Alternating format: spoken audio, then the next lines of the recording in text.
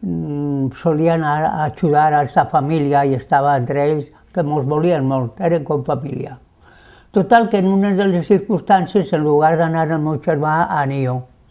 I en aquest aconteciment, en aquestes fetges, vaig tindre un accident de carro en el carro d'ells. En el carro d'ells vaig tindre un accident del que me vaig estimar en una cama.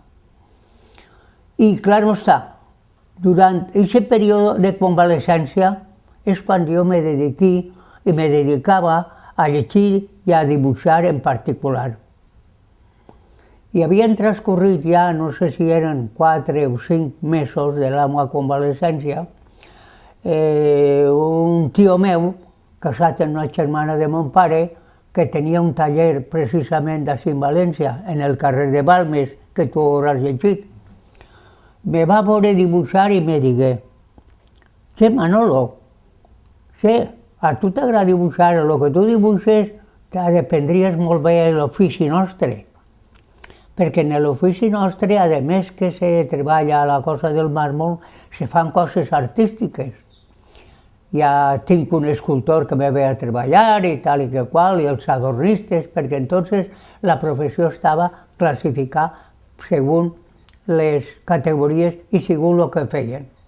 L'adornista és el que feia els adornos, el marmolista el que feia les coses del màrmol, l'escultor el que feia la part escultòrica de la cosa funerària, que és el que se... I entonces me digué, pues tu te'n vindries a València i possiblement deprengueres molt bé l'ofici.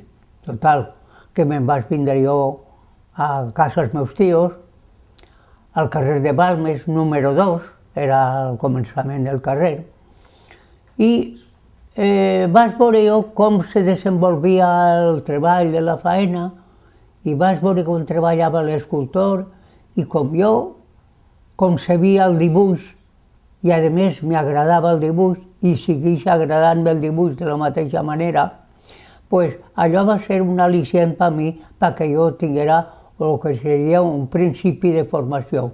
Seria com si jo haguera vist per una finestra algo que no havia vist mai en la vida. I estant jo allí, pues, m'encontrava, hi havia un veí del meu tio, que era un home que perteneixia al gremi de maestros carpinteros, que això també ho refleja per ahí en algun dels meus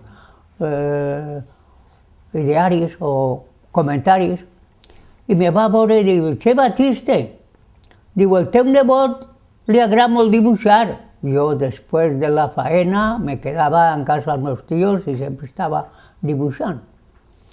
Diu, podria vindre a dependre al gremi de maestros carpinteros, que era una societat de maestros carpinteros, on estava el gremi, que tenia unes classes que donava dibuix de lineal, artístic, inclús de cultura general. Això estem parlant